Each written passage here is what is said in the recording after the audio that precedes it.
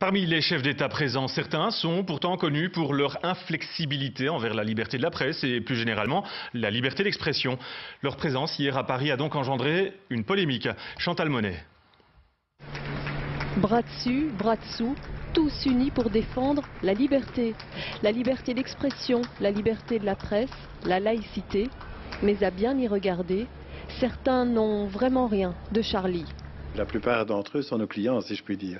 Ce sont des gens qui ne respectent pas les droits fondamentaux, ce sont des gens qui ont pris ces dernières années des mesures de restriction de la liberté d'expression ou d'association. Et donc, effectivement, ça nous pose problème de les voir main dans la main en train de se dire on est en train de créer la Sainte Alliance, peut-être contre la liberté d'expression.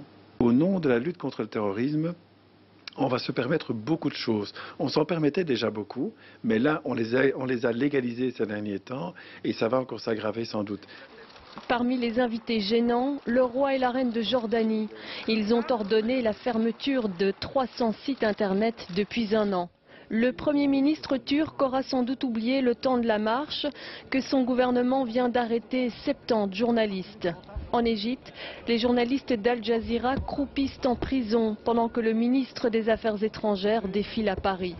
Les Russes, Maliens et Gabonais n'ont pas de leçons à recevoir. Museler la presse, ils savent y faire. Mais la palme de l'imposture revient sans aucun doute à l'Arabie Saoudite.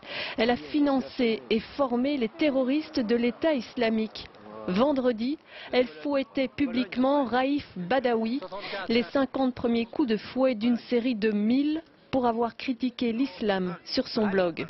Ce type est aujourd'hui fouetté en public devant une mosquée parce qu'il a osé dire ce qu'il pensait, ou en tout cas permis le débat dans son pays, sur Internet, et en même temps, les autorités qui font ça, qui pratiquent ça, eh bien, condamnent ce qui s'est passé à Paris. C'est grotesque.